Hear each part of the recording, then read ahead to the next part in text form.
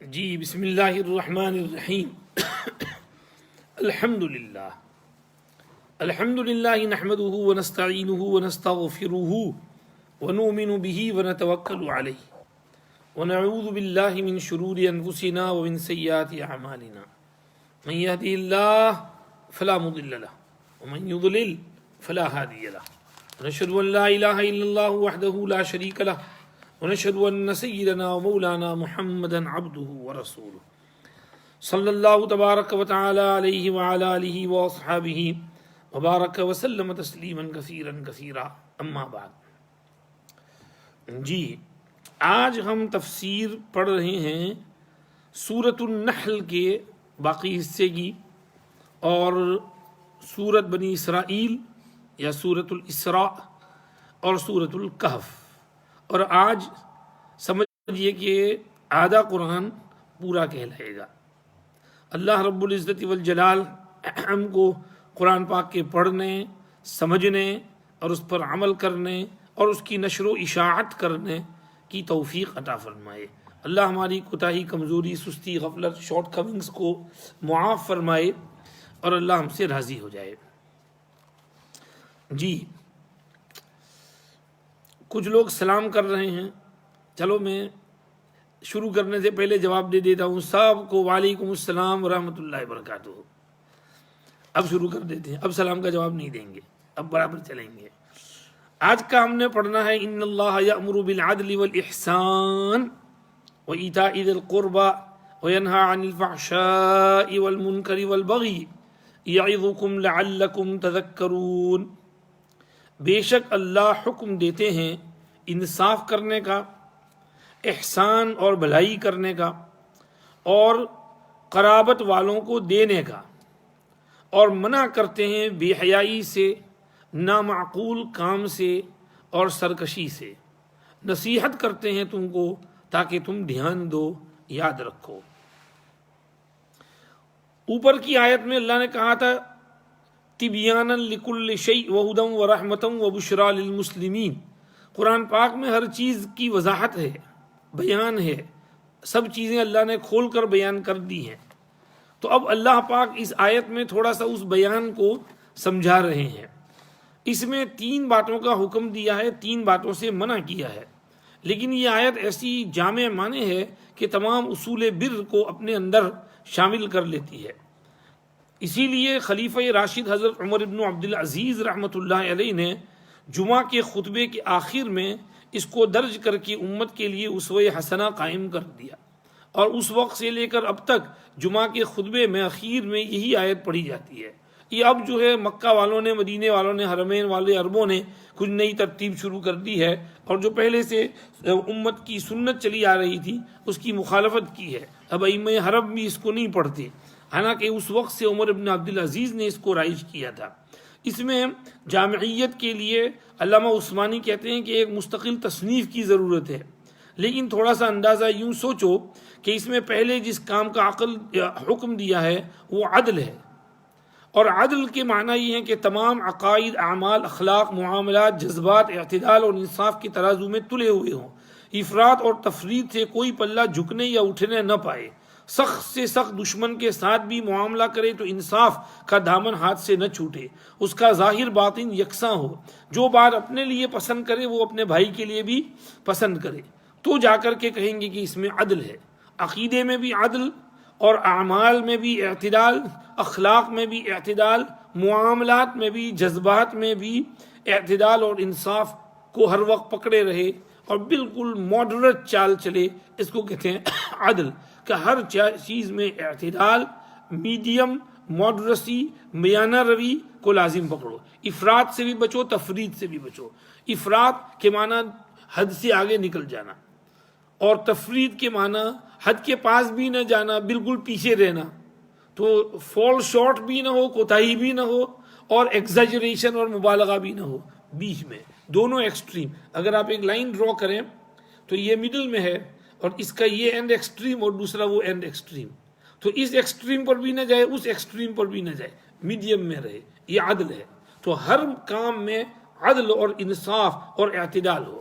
اور والاحسان، اس کے معنی انسان بذات خود نیکی اور بھلائی کا پیکر بن کر دوسروں کی بھی بھلائی چاہے، عدل و انصاف سے تھوڑا اور بلند ہو جائے، فضل اور عفو اور رحمت اور شفقت اور تلطف کی عادت کو اختیار کرے، فرض ادا کرنے کے بعد تطوع اور تبرع کی طرف قدم بڑھائے، انصاف کے ساتھ ساتھ مروت اور شرافت کو بھی جمع کرے، یقین رکھے کہ جو کچھ بھی وہ بھلائی کرے گا خدا اسے دیکھ رہا ہے، ادھر سے بھلائی کا جواب ضرور بھلائی کی صورت میں ملے گا۔ الاحسان ان تعبد اللہ کانک تراہ فان لم تکن تراہ فانہ یراک هل جزاء الاحسان الا الاحسان۔ یہ دونوں خصلتیں یعنی عدل و احسان یا بالفاظ دیگر انصاف و مروت تو اپنے نفس اور اپنے ہر خیش اور بیگانہ اور دوست و دشمن سے تعلق رکھتی تھیں۔ یہ دو چیزیں ہو گئیں کہ احسان یعنی عدل سے آگے بڑھ کر کے، انصاف سے آگے بڑھ کر ذرا اور بھی حسن سلوک سے پیش آئے۔ حدیث میں کیا کہا؟ صل من قطعک واعف عمن ظلمک واحسن الی من اساء الیک۔ ہاں جی، جو ظلم کرے اس کو معاف کرو، جو رشتہ توڑے اس کا رشتہ جوڑو۔ بھائی بہن سلوک برابر نہیں کرتے، حتیٰ کہ ماں باپ سلوک برابر نہیں کرتے، لیکن آپ ان کے ساتھ برابر سلوک کرو، اور اس سے آگے ایک قدم اور بڑھو، احسن الی من اساء الیک۔ الٹا جو بھائی زیادہ بدسلوکی کرتا ہو آپ اس کے ساتھ زیادہ احسان کرو، تو دیکھو پھر اس کا دل کیسے نرم ہو جائے گا۔ تو یہ قرآن کہہ رہا ہے کہ ایک تو عدل اور دوسرا اس سے آگے بڑھ کے احسان، کہ دوسروں کے ساتھ احسان سے پیش آؤ، شرافت اور مروت کے ساتھ رہو، کیونکہ احسان کا بدلہ احسان ہے۔ اللہ یحب المحسنین هل جزاء الاحسان الا الاحسان۔ اور آگے پھر وایتاء ذی القربى، بعض مرتبہ آدمی دوسروں کے ساتھ تو نرمی اور اچھا سلوک اور احسان کرتا ہے، لیکن اپنے گھر والوں کے ساتھ شیر ببر کی طرح رہتا ہے۔ تو گھر والوں پر بھیڑیے کی طرح سے اور ولف کی طرح سے اور شیر کی طرح سے نہ رہے، بلکہ گھر والوں کے ساتھ تو اس سے بھی زیادہ سلوک کرے۔ اور صرف سلوک نہیں، وایتاء ذی القربى، کہ ان کو دیوے، اپنی طرف سے تحفے دیوے، ہدیے دیوے۔ اگر تمہارا کوئی بھائی بہن ضرورت مند ہے تو اس کو زکوٰۃ بھی دیوے، کیونکہ بھائی کو زکوٰۃ دے سکتے ہیں اگر وہ غریب ہے، محتاج ہے، بلکہ زیادہ ثواب ہے بھائی کو زکوٰۃ۔ صرف ماں باپ کو، اصول فروع کو نہیں دے سکتے، اور میاں بیوی ایک دوسرے کو نہیں دے سکتے، باقی اس کے علاوہ باقی رشتہ داروں کو، بھائی کو، بہن کو، چچا کو، پھوپھی کو، ماموں کو، ان کو دے سکتے ہیں۔ تو اصول فروع کو نہیں دے سکتے، پیرنٹس، گرانڈ پیرنٹس اور children, grand children, great grand children کو، لیکن اس کے علاوہ اور ریلیٹیوز کو دے سکتے ہیں۔ تو ابھی رمضان کا مہینہ ہے، زکوٰۃ دینی ہے، آپ کا کوئی بھائی مستحق ہے، محتاج ہے، دو، اس کو ہیلپ کرو۔ یہ وایتاء ذی القربى۔ اگر وہ مستحق محتاج تو نہیں ہے لیکن ضرورت پڑی ہے اس کو، تو اس کی مدد کرو، نفلی دو، اس کو صدقہ دو، خیرات کرو، اس کے اوپر للہ دو اس کو۔ یہ ہے وایتاء ذی القربى کہ ذوی الارحام کے ساتھ بالکل نرمی سے پیش آؤ اور ان کے ساتھ اچھا سلوک کرو، ان کی خدمت کرو، ان کو دعوت دو، ماں باپ کی خدمت کرو، ماں باپ کے ساتھ اچھا سلوک کرو، بھائی بہنوں کے ساتھ، بیوی بچوں کے ساتھ، اپنے اولاد کے ساتھ، تمام ذوی القربى کے ساتھ، کلوز ریلیٹیو کے ساتھ اچھا سلوک کرو۔ یہ تین باتیں تو عدل اور انصاف، احسان اور قرابت داروں سے اچھا سلوک۔ اس میں اگر آپ دیکھنے جائیں تو سمجھدار آدمی فیصلہ کر سکتا ہے کہ وہ کون سی فطری خوبی اور بھلائی اور نیکی دنیا میں ایسی رہ گئی جو ان تین فطری اصولوں کے احاطے سے باہر ہو۔ سب اس میں آگے ہے۔ آگے وَيَنْهَا عَنِ الْفَحْشَاءِ وَالْمُنْكَرِ وَالْبَغْيِ، تین چیزوں سے منع کیا، فحشاء، منکر اور بغی، کیونکہ ساری خرابیاں جو پیدا ہوتی ہیں وہ تین بیماریوں کی وجہ سے، ایک قوت بہیمیہ شہوانیہ، دوسری قوت وہمیہ شیطانیہ، اور تیسری قوت غضبیہ سبعیہ۔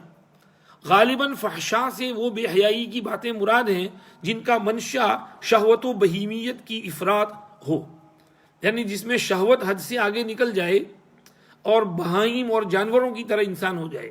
جانور کھاتا جاتا ہے کوئی لمٹ ہی نہیں، اور جانور ہم بستری بھی کرتا ہے کوئی لمٹ نہیں، اور اس کے یہاں نکاح شادی بیاہ کا کچھ ہے نہیں، جس سے چاہا جفتی کر لی۔ تو انسان کی شہوت اس پر غالب آ جائے تو اس کو کہتے ہیں فحشاء۔ بے شرمی کے کام، کھانے پینے کے معاملے میں، حلال حرام کی تمیز نہ کرنے کے سلسلے میں، زنا کے سلسلے میں، لواطت کے سلسلے میں، تو یہ قوت شہوانیہ اس پر غالب آ جائے، بہیمیہ، اور وہ بہائم جیسا بن جائے، تو اس کو کہتے ہیں، اس کی طرف اشارہ کر دیا فحشاء سے۔ اور منکر سے مراد، یہ منکر معروف کی ضد ہے، یعنی نامعقول کام جن پر فطرت سلیمہ اور عقل صحیح انکار کرے، اس کو منکر کہتے ہیں۔ گویا قوت وہمیہ شیطانیہ کے غلبہ سے قوت عقلیہ ملکیہ دب جائے، یعنی انسان یہ شیطانی حرکتیں کرنے لگے، اور جو فرشتوں والے کام ہیں معروف، ان کو چھوڑ کر شیطان والے کام ہیں منکر، ان میں لگ جائے، یعنی ہر قسم کی گناہ اس کے اندر آ گئے۔ اور جو بھی گناہ آپ سوچ سکتے ہیں، جو ایک تو ہوتے ہیں بڑے بڑے گناہ جن کو فاحشہ اور فحشاء کہتے ہیں، جو کھلے گناہ ہیں، سب جانتے ہیں کہ یہ گناہ ہے، اور دوسرے وہ فاحشہ تو نہیں ہے، فحشاء تو نہیں ہے، لیکن ہے گناہ کا کام، تو وہ سب منکر میں آ گئے، چاہے وہ غیبت ہو، جھوٹ بولنا ہو، اس قسم کی حرکتیں ہوں، یا دوسرے اور گناہ ہوں، تو وہ اس میں آ جائیں گے۔ اور تیسری چیز جو منع کیا وہ بغی کے معنی سرکشی، ظلم، یہ قوت غضبیہ سبعیہ کے غالب آ جانے کا نام ہے، کہ آدمی درندے جیسا بن جائے، جیسے درندہ سب کو چیر پھاڑ کر کھا جاتا ہے، تو اسی طرح یہ آدمی بھی ایسا ظالم بن جائے کہ ہر ایک کو چیر پھاڑ کر کھانے کی کوشش کرے، تو اس کو کہتے ہیں بغی، اور ظلم اور عدوان اور تعدی، اور دوسروں پر مظالم کو دھانا، چاہے لوگوں کا مال ہڑپ کر جائے، چاہے لوگوں کی جان لیوے، چاہے لوگوں کو زخمی کرے، اور چاہے لوگوں کی بے عزتی کرے، لوگوں کو ڈاؤن کرے، لوگوں پر تکبر کرے، تحقیر کرے، تو یہ سب چیزیں یہ بغی میں آ جاتی ہیں، کہ اللہ منع کرتے ہیں تین چیزوں سے، فحشاء سے، بے شرمی کے کاموں سے، منکر سے، گناہ کے کاموں سے، اور بغی سے یعنی ظلم اور تعدی سے۔ اب اگر آپ اس میں دیکھیں تو ہر قسم کی برائیاں اس میں آ گئیں، تو اس آیت نے تمام برائیوں سے روک دیا، منع کر دیا، تمام خیر کے کاموں کی ترغیب دے دی، اور تمام برے کاموں سے ممانعت کر دی، اور اخیر میں کہہ دیا یعظکم لعلکم تذکرون، خدا پاک تم کو نصیحت کرتے ہیں تاکہ تم نصیحت پکڑو، کچھ دھیان دو، سمجھو اور عمل کرو۔ یہ آیت اتنی جامع ہے کہ اقسم ابن صیفی نے اپنی قوم سے آ کر کہا، جب یہ آیت سنی تو کہا میں دیکھتا ہوں کہ یہ پیغمبر تمام عمدہ اور اعلیٰ ترین اخلاق کا حکم دیتے ہیں، اور تمام کمینہ اخلاق اور رذیلہ اعمال سے روکتے ہیں، تم اس کو ماننے میں جلدی کرو۔ فَكُونُوا فِي هَذَا الْأَمْرِ رُؤَسَاءَ وَلَا تَكُونُوا فِيهِ أَذْنَابًا، تم اس میں آگے بڑھو اور سر بن جاؤ، پیچھے پڑ کر کے دم نہ بنو، اگر پیچھے رہ گئے تو بنو آدم کی دم بنو گے، اور اگر آگے بڑھے تو سر بنو گے، تو سر بن جاؤ، دم نہ بننا۔ عثمان ابن مظعون رضی اللہ عنہ گزر رہے تھے، ابھی مسلمان نہیں ہوئے تھے، حضور اکرم صلی اللہ علیہ وسلم کو یہ آیت پڑھتے ہوئے سنا، بس ان کے دل میں اسلام اتر آیا، کلمہ پڑھ لیا انہوں نے، کہتے ہیں اس کے بعد میرے دل میں ایمان راسخ ہو گیا، اس کو سننے کے بعد کہ اتنا پیارا کلام ہے، اتنا پیارا کلام تو کبھی سنا ہی نہیں۔ اس لیے حضرت عمر بن عبد العزیز نے خطبے کے اخیر میں اس کو شامل فرمایا۔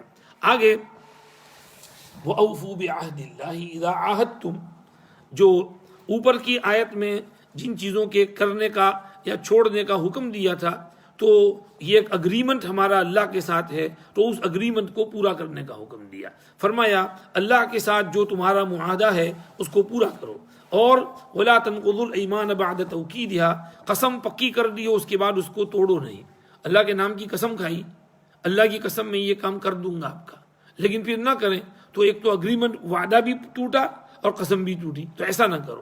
اور آگے وَلَا تَكُونُوا كَالَّتِي نَقَضَتْ غَزْلَهَا، ایک مثال دی، ایک عورت تھی، وہ سوت کاٹتی تھی، پھر صبح کو جتنے دھاگے بنائے تھے وہ سب دوبارہ توڑ کر کے پھینک دیتی تھی، پھر دوبارہ دوسرے دن پھر سوت بنانا اور رسیاں بنانا شروع کرتی تھی، تو کہتے تھے بھئی تو نے اتنی ساری محنت کی، پھر اس سارے کاٹن وول کو تو نے ویو کیا اور اس کے رسے بنائے، دھاگے بنائے، اور پھر تو دوبارہ اس کو واپس پہلا جیسا تھا ویسا کر دیتی ہے، یہ کیسا؟ تو بیچاری اس کی عقل میں کچھ خرابی تھی، تو فرمایا تم بھی ایسا نہ کرو کہ اعمال تو اچھے کیے لیکن پھر برائی کر کے اس سارے عمل پہ پانی پھیر دو اور جہاں تھے وہیں کے وہیں رہ جاؤ، زیرو ہو جاؤ واپس، تو ایسا مت کرنا۔ آگے کچھ نصیحتیں کرتے گئے، ولا تتخذوا ایمانکم دخلا بینکم، قسموں کو استعمال مت کرو، ولا تشتروا بعہد اللہ ثمنا قلیلا، رشوتیں مت لو، یاد رکھو ما عندکم ینفد وما عند اللہ باق، تمہارے پاس جو مال دولت ہے ختم ہونے والا ہے، اور اللہ کے خزانے میں جو جمع ہو گیا وہی رہنے والا ہے، تو اللہ کے خزانے میں اپنا مال جمع کرو، صدقہ خیرات کرو، اور ہمت کے ساتھ اللہ کے راستے میں خرچ کرو۔ آگے فرمایا صبر والوں کو ہم اچھے اچھے عمل کا ضرور بدلہ دیں گے۔ یاد رکھو جو بھی نیک عمل کرے گا، مرد ہو یا عورت، بشرطے کہ ایمان رکھتا ہو، تو اس کو ہم اس دنیا میں ہی حیات طیبہ دیں گے، پلیجربل لائف، مزہ آئے گا، یہ زندگی پر لطف ہو جائے گی، اور آخرت میں تو بہترین بدلہ ملنے والا ہے۔ سنیے، قرآن پڑھو، اور جب قرآن پڑھنے بیٹھو تو اعوذ باللہ پڑھ لیا کرو، کیونکہ شیطان کا زور ایمان والوں پر نہیں چلتا جو اپنے رب پر بھروسہ بھی رکھتے ہوں۔ شیطان کا زور، دبدبہ، رعب، غلبہ ان پر چلتا ہے جو اس سے دوستی کرتے ہیں اور جو اللہ کے ساتھ شرک کرتے ہیں شیطان کے بہکاوے میں آ کر، تو شیطان اپنا زور ان پر چلاتا ہے اور ان کو یوز کرتا ہے برائیوں کے لیے۔ یہ رکوع پورا ہوا۔ آگے کچھ لوگ قرآن پر اعتراض کرتے تھے، کہتے تھے کہ یہ قرآن محمد کہاں سے لایا ہے، یہ قرآن چینج، اس میں آیتیں منسوخ کیوں ہوتی ہیں، آیتیں تبدیل کیوں ہوتی ہیں اس میں۔ اللہ نے اس کا جواب دیا کہ ہم ایک آیت کے بدلے دوسری آیت ریپلیس کرتے ہیں، اور اللہ کو خوب پتہ ہے کیا وہ اتار رہے ہیں۔ تو لوگ کہتے ہیں کہ تو خود آیتیں بنا کر لاتا ہے، بلکہ ان میں سے اکثر لوگ جانتے نہیں۔ کہیے ان سے کہ یہ کلام پاک مقدس فرشتے نے آپ کے رب کی طرف سے حق کے ساتھ ساتھ آپ کے اوپر نازل کیا ہے، تاکہ اس کلام کے ذریعہ ایمان والوں کو ثابت قدم رکھیں اور ان کو مضبوط کریں، اور یہ ہدایت ہو اور بشارت ہو مسلمانوں کے لیے۔ اور ہم کو پتہ ہے کہ یہ لوگ کہتے ہیں کہ ایک شخص اس کو سکھاتا ہے۔ وہاں مکے میں کوئی اہل کتاب میں سے تھا، تو کہنے لگے محمد اس کے پاس جاتا ہے، اس کے پاس سے سیکھ کر آتا ہے۔ تو اللہ نے فرمایا کہ لوگ ایسی بکواس کرتے ہیں کہ محمد وہاں سے سیکھ کر آیا، وہاں اول تو محمد ان کے پاس گئے نہیں اور ان سے کچھ سیکھا نہیں۔ لیکن یہ سوچو تو صحیح، لسان الذی یلحدون الیہ اعجمی وہذا لسان عربی مبین، وہ شخص تو نان عربی ہے، اس کی تو عربی بھی سیدھی نہیں ہے، اور یہ تو انتہائی فصیح عربی والا کلام ہے، تو محمد وہاں سے کیسے سیکھ کر کے آئے؟ بات یہ ہے کہ جو لوگ ہماری باتوں کو مانتے نہیں، اللہ بھی ان کو پھر رستہ نہیں سجھاتے، ان کے لیے دردناک عذاب ہے۔ جھوٹ تو وہی گھڑتے ہیں جو اللہ کی باتوں کو مانتے نہیں، یہی جھوٹ بولنے والے ہیں۔ آگے من کفر باللہ سے مرتد کا حکم بیان کیا۔ یاد رہے کہ مرتد کے بارے میں قرآن پاک میں کہیں بھی قتل وارد نہیں ہوا کہ مرتد کو قتل کر دو۔ مرتد کے بارے میں سخت وعیدیں قرآن میں ہے، قتل کا تذکرہ حدیث شریف میں ہے، من بدل دینہ فاقتلوہ، قرآن شریف میں نہیں ہے۔ یہاں پر وعید کیا سنائی ہے، سنو۔ فرمایا جو کوئی ایمان لانے کے بعد اللہ کا منکر ہو جائے، الا یہ کہ کسی کو زبردستی کی گئی ہو جبکہ اس کا دل ایمان پر مطمئن ہو، لیکن جو دل کھول کر کفر کرے اور کھول کر کے کفری یا بکواس کرے، تو ایسوں پر خدا کا غضب، ان کے لیے عظیم عذاب۔ اور وہ ایسا اس لیے کرتے ہیں کہ وہ دنیاوی زندگانی کو پریفر کرتے ہیں، زیادہ پسند کرتے ہیں آخرت پر۔ اور بات یہ ہے کہ اللہ بھی ایسے کفر کرنے والوں کو راہ نہیں بتاتے۔ یہ تو ایسے ہیں کہ ان کے دل پر مہر لگ گئی، کان پر مہر لگ گئی، آنکھ پر مہر لگ گئی، اور یہ غافل ہیں۔ یقینی بات ہے کہ یہی آخرت میں خسارہ اٹھانے والے ہیں۔ ارتداد کی وجہ اللہ نے بیان کر دی نا، کیا وجہ بیان کی، کیوں لوگ مرتد ہوتے ہیں؟ استحب الحیات الدنیا علی الآخرہ۔ کوئی بڑا اشکال یا کوئی بڑی دلیل ان کے پاس نہیں ہوتی ہے، ان کو کوئی بہت بڑی خامی کوئی ایسی نظر نہیں آئی کہ جس کی وجہ سے اسلام چھوڑا، دنیاوی غرض مفاد کی وجہ سے۔ یا تو کوئی لڑکی مل گئی، لڑکا مل گیا، اسے شادی کرنی ہے، ماں باپ نہیں کرنے دیتے تو گھر چھوڑ کر بھاگ گئے اور اپنی شہوت رانی کی اس کے ساتھ، تو یہ دنیا کی ترجیح ہوئی۔ اور یا کوئی اور بات ہے، کسی ایتھسٹ کے چکر میں پڑ گئے اور اس کی لالچ میں اس کے پیچھے ہو لیے، تو انہوں نے جو باتیں وسوسے بہکائے اس میں پھنس گئے۔ اور انٹرنیٹ پر ایسے بہت سے وہ دو بھائی ہیں ایتھسٹ، وہ سب کو بہکاتے ہیں، ایسے ایسے اشکال کرتے ہیں کہ آدمی سنتا ہے تو دماغ چکرا جاتا ہے، پھر ختم۔ تو انٹرنیٹ پہ ایسی چیزیں نہیں دیکھنی چاہیے، وہ ایمان کا سودا ہو جاتا ہے۔ تمہارا ایمان بہت پریشس ہے، بہت قیمتی ہے، تو اس کی قیمت کو سمجھو، اس کا ویلیو سمجھو، ایسی چیزوں کو کھولو ہی مت۔ اور بچوں کو سمجھاؤ. ابھی رمضان کا مہینہ ہے, گھر میں ایمان بچانے کا مہینہ ہے, تو گھر میں ان کو بٹھاؤ, قرآن پڑھاؤ, روزے رکھواؤ, نصیحتیں کرو, تعلیم دو کرو گھروں میں, اور ان کو کچھ اشکال وشکال سوال ہو تو اس کا جواب دو, ان کو سمجھاؤ. اگر ایسا لگے کہ آگے گڑبڑ اللہ ہوں چلا کیم گڑبڑ کرے, کچھ گڑبڑ ہو رہی ہے تو لو جاؤ اس کو علماء کے پاس, اس کو سمجھاؤ, نصیحتیں کرو اس کو. لیکن اپنے بچوں کو اچھی طرح خیال رکھو. یہ جو ٹین ایجر کی جو عمر ہے نا, یہ بہت ڈیلیکیٹ عمر ہے. یہ اس عمر میں اگر بچہ ادھر ادھر سلپ ہو گیا تو گیا کام سے. اس عمر میں آپ کو یہ 12 13 14 سے لے کر 18 20 22 سال کی جو عمر ہے, تو اس دوران آپ نے بہت کڑی نظر ان پہ رکھنا ہے. ایک دفعہ وہ یہ امتحان سے پار ہو گیا, بس اس کے بعد سمجھو کہ وہ ندی پار کر دی, وہ برج کراس کر گیا. اس کے بعد انشاءاللہ وہ خود اپنے ایمان کی حفاظت کرے گا. لیکن اس دوران آپ کو اس پر بہت محنت کرنی پڑے گی, لڑکے پر بھی لڑکی پر بھی. خود اس کو بٹھا کر سمجھانا پڑے گا, اور اپنے اندر عملی زندگی پیدا کرنا پڑے گا کہ عمل کریں, محنت کریں, قرآن پڑھیں, نماز پڑھیں, روزے رکھیں, مطالعہ کریں, علم سیکھیں, اور اپنے علم کو پختہ کریں, اچھے اچھے بیانات سنیں, تو اس سے ان کا ایمان مضبوط ہو جائے گا. یہ اللہ نے اس کی وجہ بیان کی. پھر جب وہ مرتد ہو جاتے ہیں, اللہ کہتے ہیں اب کیا کریں, اور دعا کرتے رہنا چاہیے ان کے لیے کہ وہ واپس آ جائیں. لیکن مہر لگ گئی, واپس آنا بہت مشکل ہو جاتا ہے. اللہ ہمارے بچوں کی حفاظت کرے. جو چلے گئے اللہ ان کو واپس لے آئے, ان کو سمجھ عطا کرے. رمضان کا مہینہ ہے, اللہ پاک جو اپنی رحمت کے کچھ چھینٹے ان پر بھی برسا دے, ان کو واپس دین کی طرف لے آئے. دعا مانگتے رہنا چاہیے. مولانا عبد الماجد دریابادی بھی اسلام چھوڑ بیٹھے تھے, لیکن ان کے والد نے ان کو چھوڑا نہیں. ان کے والد مکہ گئے حج کے لیے, تو غلاف کعبہ پکڑ پکڑ کر اپنے بیٹے کے لیے دعا مانگی, یا اللہ میرے عبد الماجد کو ہدایت دے, یا اللہ میرے عبد الماجد کو ہدایت دے. ان کا انتقال وہیں ہو گیا, اسی غم میں کہ میرا بیٹا دین سے نکل گیا. تو مکہ شریف میں ہی انتقال ہو گیا, وہیں دفن ہو گئے. مولانا عبد الماجد صاحب اپنی آٹو بایوگرافی میں لکھتے ہیں کہ والد کے انتقال کی خبر آئی تو مجھے کوئی فیلنگ ہی نہیں تھا. میں کیا ہے, باپ تھا مر گیا, کیا ہے. یونیورسٹی میں تھے, پڑھ رہے تھے اس وقت, اور اس میں انہوں نے فارم میں اپنا جو ریلیجن لکھنا ہوتا ہے مسلم اسلام, تو وہ ایمٹی چھوڑا تھا, نام نو لوں گا مسلم. لیکن باپ کی جو غلاف کعبہ والی دعائیں تھیں وہ رنگ لائیں. اور پھر مولانا عبد الماجد صاحب واپس دین کی طرف آئے, قرآن کا ترجمہ پڑھا اور اس سے بات سمجھ پڑی, پھر دین کی طرف آئے. پھر حضرت مولانا اشرف علی تھانوی کے پاس آ کر بیعت ہوئے, اور پھر ان کے مشورے پر تفسیر ماجدی لکھی. میں روزانہ تفسیر ماجدی یوز کرتا ہوں. اللہ پاک مولانا عبد الماجد صاحب کی قبر پر کروڑوں رحمتیں نازل فرمائے. تو چونکہ وہ گریجویٹ تھے اور عالم بھی تھے, عالم بنے تھے, عالم بھی تھے, تو انہوں نے پھر وہ اس میں وہ ترجمہ بھی بہت اچھا, تفسیر بھی بہت اچھی, اور ساتھ ہی وہ بائبل اور تورات ادھر سے کوٹ بھی بہت اچھے اچھے لے آتے ہیں. تو یہ بہت میرے نظر میں تو میری نظر میں سب سے اچھا ترجمہ انگلش کا یہی ہے مولانا عبد الماجد صاحب کا. کوئی ترجمہ اس کو نہیں پہنچتا ہے, کیونکہ ان کے سامنے پکتھول بھی ہے اور ان کے سامنے یوسف علی بھی ہے, اور دونوں کو سامنے رکھ کر پھر انہوں نے اس کا ترجمہ کیا ہے. تو اس لیے میری نظر میں تو سب سے بیسٹ ترجمہ یہ ہے. باقی آج کل کے نئے جو ترجمے آتے ہیں ٹھیک ہیں, کچھ محاوری کرنے کی کوشش کی ہے, لیکن میں اس میں دیکھتا ہوں, پھر اس کے ساتھ کمپیئر کرتا ہوں, تو وہ اس کے ساتھ مقابلہ نہیں کر سکتے.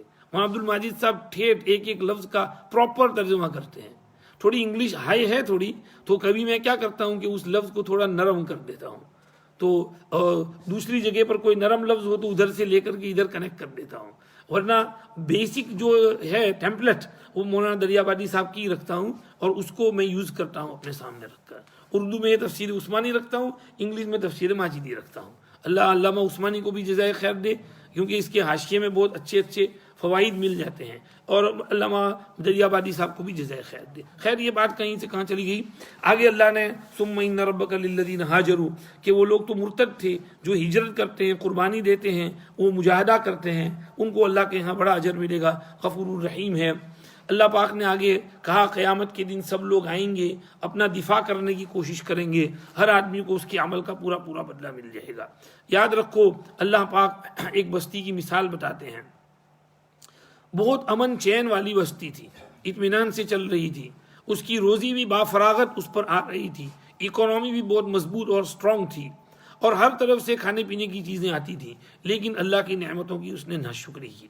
تو اللہ پاک نے بھی بھوک اور خوف کا لباس اور مزہ اس کو چکھایا اس کی حرکت کی وجہ سے۔ ان کے پاس ان کا ایک رسول بھی آیا تھا، لیکن انہوں نے اس رسول کو جھوٹا کہا تو عذاب نے ان کو پکڑ لیا، وہی لوگ ظالم تھے۔ کون سی بستی مراد ہے؟ یہ لمبی چوڑی تفسیر ہے، اس میں ڈھونڈنا پڑے گا۔ مفسرین لکھتے ہیں فلاں کی طرف فلاں کی طرف، بعض مفسرین کہتے ہیں کہ یہ اللہ پاک نے ایک مثال بیان کی ہے کہ ایسی بہت سی بستیاں ہوں گی، تو یاد رکھنا تمہاری بستی کو ایسی مت بنانا، اللہ کی نعمتوں پر شکریہ ادا کرنا۔ واللہ عالم، کوئی خاص بستی کی طرف اشارہ ہو سکتا ہے، مکے کی طرف اشارہ ہو، کیونکہ انہوں نے بھی اللہ کی نعمتوں کی ناشکری کی تھی، اور رسول منہم میں رسول کریم صلی اللہ علیہ وسلم کی طرف اشارہ ہو۔ تو آگے اللہ نے ایمان والوں کو حکم دیا، مسلمانوں تم اللہ کا رزق کھاؤ، حلال پاک، شکر کرو اللہ کی نعمت کا اگر تم اللہ ہی کی عبادت کرتے ہو۔ رمضان کا مہینہ ہے، تربوز بھی کھاؤ، مینگو آ جائے تو مینگو بھی کھاؤ، اور خوب کباب اور برگر اور سموسا اور فرنی اور شربت سب بنا کر کے کھاؤ۔ گھر میں جو ہے گھر والوں کو ہیلپ کرو۔ ہمارے سعید بھائی ہم کو کہتے ہیں کہ ہم کو دعوت کریں گے آپ کی۔ میں نے کہا آپ کے گھر والوں کی طبیعت ٹھیک نہیں ہے، آپ رہنے دو دعوت۔ کہنے لگے میں خود پکاؤں گا۔ میں کہا آپ پکا دیں۔ میں نے کہا یہ تبلیغ جماعت کی برکت ہے کہ تبلیغ جماعت میں جاتے ہیں تو سب کچھ سیکھ جاتے ہیں۔ ہمارے عبداللہ بھائی مرحوم بڑے اچھے تھے، کن منسٹر کانفرنس میں برابر ریگولر آتے تھے اور کچن میں بہت مدد کرتے تھے۔ تو ایک دفعہ شام کا 4-5 بجے کا وقت تھا، ایک پروگرام ختم ہوا، دوسرے پروگرام کے لیے ویٹ کر رہے تھے، چائے بسکٹ تقسیم ہو رہی تھی، تو کسی نے کہا عبداللہ بھائی کچھ پکوڑے بناؤ نا، بھجیا بناؤ، بھجیا کھانے کو شوق ہو رہا ہے، کوئی نمکین ومکین۔ میں نے کہا اچھا، تو پکوڑے کا وہ مسالہ ہے، لاؤ مسالہ، اور مسالے کا وہ بیگ ادھر سے اتاری، انہوں نے اس کا پیسٹ بنایا۔ پھر کہا پیتا بریڈ لاؤ، وہ پیتا بریڈ لیا، اتنا لمبا پیتا بریڈ مسالے میں ڈالا اور وہ تیل کے اندر تلا کے لو پکوڑے کھاؤ۔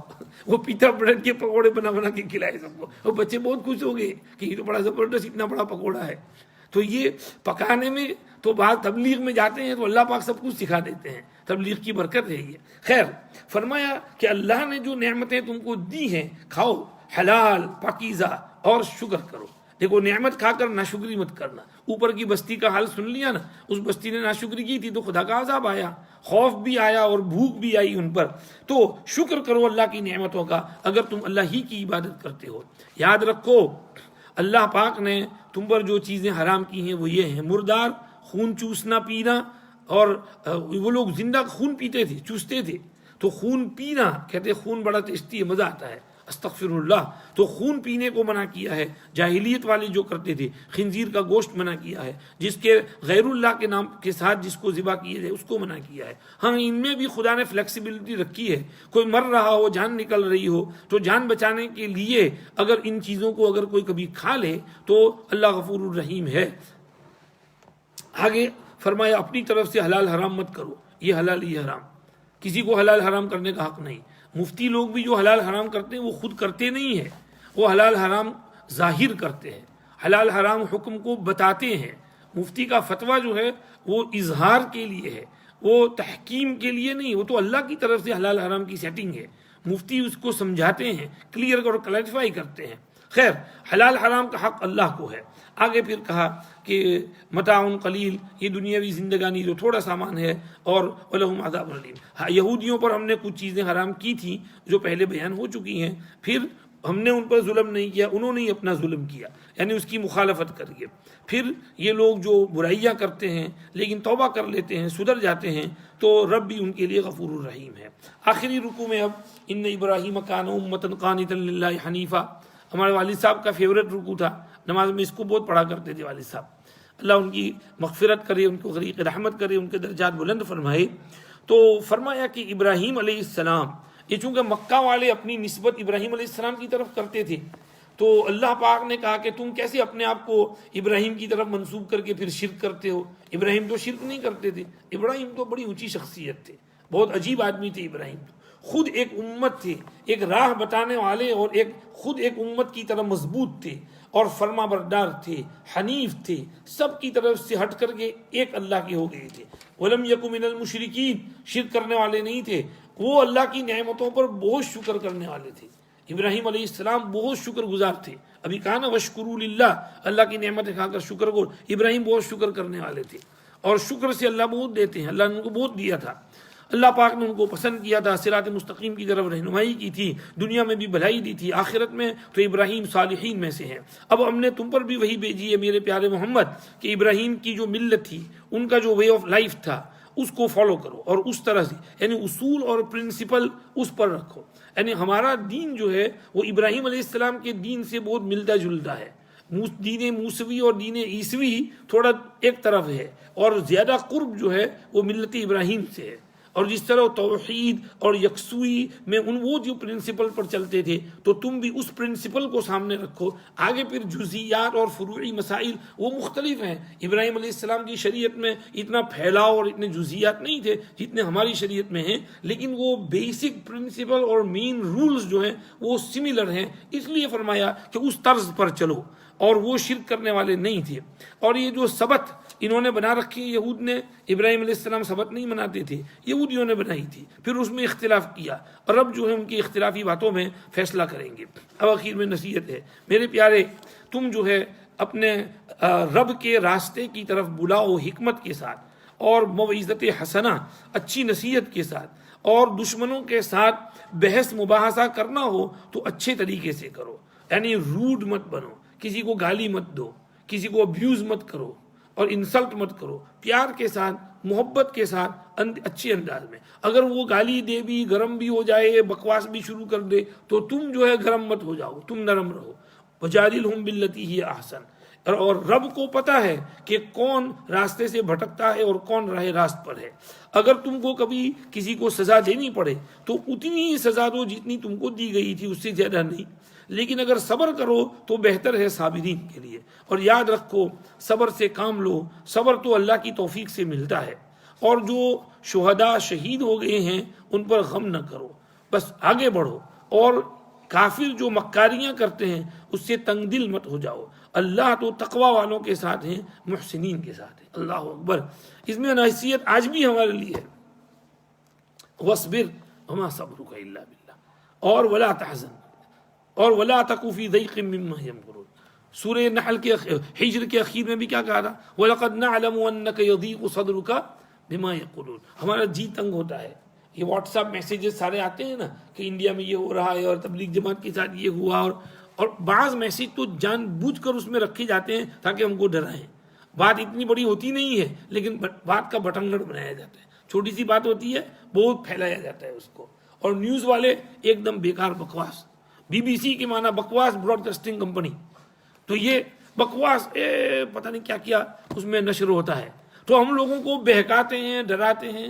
کوئی ڈرنے کی ضرورت نہیں، گھبراؤ نہیں، یہ جو اللہ کہہ رہے ہیں بس کرو، اللہ کی طرف متوجہ رہو، کیونکہ تمہارے اندر تقوی ہوا، نیکی ہوئی، اللہ تمہارے ساتھ ہوگا، اللہ تمہاری حفاظت کرے گا۔ تو یہ سب دیکھ داکھ کے نیوز ویوز سے گھبرانے کا نہیں، اللہ کی طرف متوجہ رہو، آگے بڑھو، اپنا ایمان مضبوط رکھو، جو کام کرنا ہے وہ کرو۔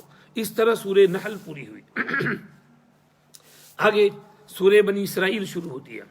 سورہ بنی اسرائیل مکی صورت ہے، 111 آیتیں ہیں، 12 رکوع ہیں۔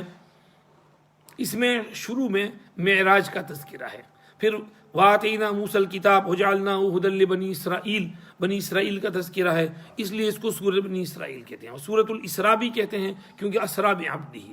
معراج کا قصہ تو سب جانتے ہیں، یہ معراج کا قصہ نہیں، یہ ہمارے نبی کا ایک معجزہ ہے، کیونکہ کوئی انسان فزیکلی اس باڈی کے ساتھ یہاں سے لے کر دوسری جگہ براق پر بیٹھ کر مسجد حرام سے مسجد اقصیٰ تک آن فآن ودن اے فلیش پہنچ جائے، اور وہاں سے پھر آسمانوں کے اوپر پہنچے، تو یہ ایک معجزہ نہیں تو اور کیا ہے؟ اللہ نے ہمارے نبی کو یہ معجزہ دیا تھا، تو اس کا یہاں تذکرہ ہے۔ اور اس کو شروع ہی کیا سبحان سے، خدا کی ذات پاک ہے۔ کیوں؟ کہ اس لیے کہ خدا کی قدرت کو انڈر ایسٹیمیٹ نہیں کرنا چاہیے۔ اگر تم یہ کہو کہ نہیں یہ امپاسبل ہے، یہ ہو نہیں سکتا، تو اس کا مطلب تم خدا کی قدرت کا انکار کرتے ہو کہ اللہ ایسا نہیں کر سکتے۔ تو یہ مت سوچنا کہ how can it be possible, کیسے پاسبل ہے، کیوں نہیں ہے پاسبل۔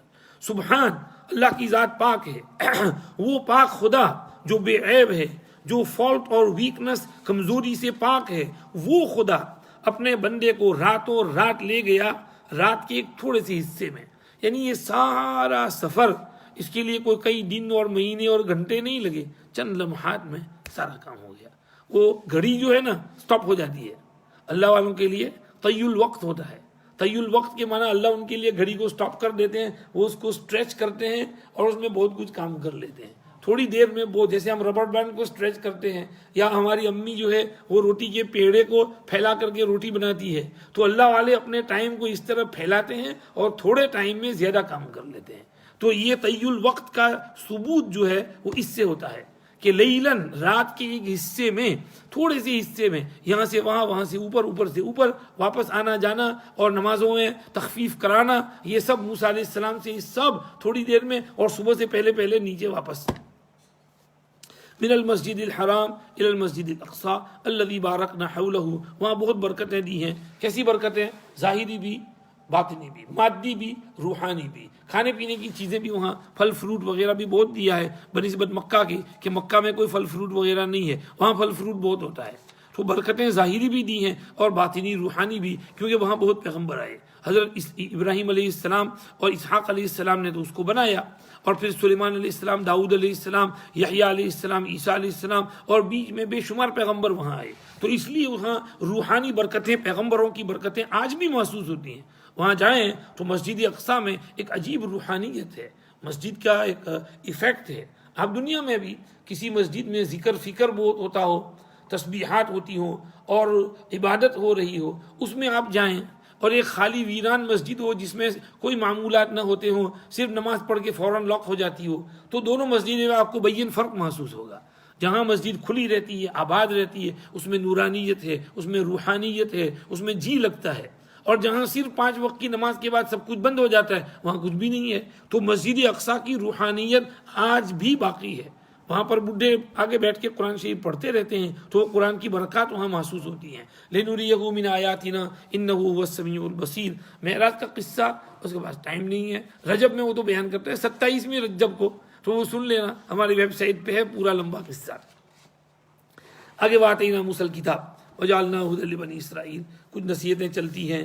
نوح علیہ السلام کے بارے میں کہا اِنَّهُ كَانَ عَبْدًا شَكُورًا، بنی اسرائیل کے بارے میں کہا تم 2 مرتبہ زمین میں فساد مچاؤ گے، بہت سرکشی کرو گے، پہلی بار ہمارے بندوں کو ہم بھیجیں گے، بڑی سخت گرفت والے ہوں گے، تمہارے بیچ وہ اس گھروں میں گھسیں گے، اور یہ ایک وعدہ ہے جو پورا ہو کر رہے گا۔ شاید یہ مفسرین لکھتے ہیں کہ فلاں وقت فلاں قصے کی طرف اشارہ ہے، بخت نصر کی طرف اشارہ ہے، اور وہ آیا تھا تہس نہس کر دیا تھا مسجد اقصیٰ اور اس کے اطراف میں، سب ختم کر دیا تھا، بنی اسرائیل کو مار مار کے ٹھوس نکال دی تھی، ان کے گھروں کو بھی تتر بتر کر دیا تھا، پوری بستی کو ویران کر دیا تھا، جیسے کوئی وہاں رہتا ہی نہیں تھا۔ تو کہا کہ جب تم حد سے آگے نکل جاؤ گے تو اللہ ایسے بندوں کو تم پر مسلط کر دیں گے جو آ کر ظلم کریں گے، تمہارا صفایا کر دیں گے۔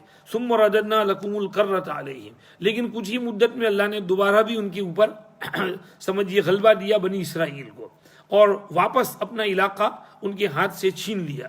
وَأَمْدَدْنَاكُمْ بِأَمْوَالٍ وَبَنِينَ، اللہ نے ان کی مدد کی اموال اور بنین سے۔ وَجَعَلْنَاكُمْ أَكْثَرَ نَفِيرًا، سب سے زیادہ تعداد میں کر دیا۔ اب اگر تم نیکی کرو گے تو اپنی بھلائی کے لیے، اور اگر برائی کرو گے تو اپنے ہی نقصان کے لیے۔ اور جب دوسرا وعدہ جب آئے گا تو وہ تمہارے چہرے اداس کر دیں گے، اور مسجد میں داخل ہوں گے جیسے پہلی بار داخل ہوئے تھے، اور پھر جو ہے تباہی مچائیں گے ان چیزوں پر جن پر تم غالب تھے خوب اچھی طرح۔ رب ہو سکتا ہے تم پر رحم کرے، لیکن تم نے دوبارہ شرارت مستی شروع کر دی تو رب بھی واپس لوٹیں گے، اور آخر کار جو کافر ہوں گے ان کے لیے جہنم قید خانہ بنے گی۔ یہ بات تو کہہ دی، اور یہ ابھی بھی بہت شرارت کر رہے ہیں وہاں پر، اور پتہ نہیں کیا حد ہو گئی ہے۔ تو اللہ پاک کی طرف سے وعدہ ہے وَإِنْ عُدْتُمْ عُدْنَا، تو اللہ پاک جب چاہیں گے تب ہوگا۔ ہمارا کام کیا ہے؟ اللہ کی طرف متوجہ رہنا، اور جو کام کرنے کو کہا ہے وہ کرنا۔ اگر ہم نے وہ کام کیا تو اللہ کی غیب سے مدد ضرور آئے گی، اور اللہ راستے ہموار کریں گے۔ کسی نے کہا مسجد اقصیٰ جیسے جمعہ میں فل ہوتی ہے ویسی ہی فجر میں فل ہوگی تو غیبی مدد آ جائے گی اللہ کی طرف سے۔ تو ہم جو کام کرنے کا ہے وہ نہیں کر رہے ہیں تو مدد کہاں سے آئے؟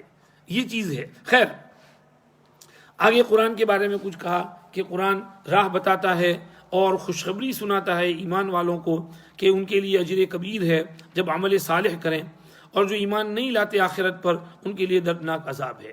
آگے سیکنڈ رکوع میں انسان کا ایک نیچر بیان کیا کہ انسان جب پریشان ہو جاتا ہے تو برائی کو پکارتا ہے جس طرح خیر مانگتا ہے۔ یعنی ذرا تکلیف میں آ جائے تو موت کو پکارنے لگتا ہے کہ ہائے میں مر جاؤں تو اچھا ہے. تو جیسے خیر کو پکارتا ہے تو شر کو بھی پکارنے لگتا ہے. اور انسان ہے ہی جلد باز، تو ایسی جلد بازی نہ کرنی چاہیے. دیکھنا چاہیے. دیکھو رات دن کو ہم نے نشانی بنایا ہے. رات دن جلدی جلدی نہیں آتے، آرام آرام سے چلتے ہیں. جی سورج بھی آرام آرام سے اپنی رفتار طے کرتا ہے، دن آرام آرام سے پورا ہوتا ہے، رات بھی آرام آرام سے چلتی ہے. تو تم بھی اپنی زندگی آرام آرام سے گزارو. رات کے بعد پھر اجالا ہوتا ہے، تکلیف کے بعد پھر آسانی آئے گی. برائی کو پکارو نہیں، دعا نہ مانگو برائی کی، اطمینان سے زندگی گزارو. اللہ کی ذات پر اعتماد رکھو، اللہ کی طرف متوجہ رہو. آگے فمحونا آیت اللیل وجعلنا آیت النہار مبصرۃ لتبتغوا فضلا من ربکم، ہم نے دن کو بالکل روشن کر دیا تاکہ رزق کی تلاش کرو، اور یہ ہم نے چاند سورج کو بھی اور اس کو کام میں لگا دیا تاکہ تم گنتی معلوم کر سکو. ہر چیز کھول کھول کر بیان کی ہے. ہر انسان کے لیے ہم نے اس کی بری قسمت اس کی گردن میں ڈال دی ہے، یعنی اس کو اس کے ساتھ لازم کر دی ہے. اگر کوئی بری بات ہے تو وہ پیش ہو کر کے رہے گی. تو یہ اگر کوئی برائی پہنچی ہے، تکلیف پہنچی ہے تو ہائے واویلا نہ کرو، سمجھو تقدیر میں لکھی ہوئی تھی، صبر سے کام لو.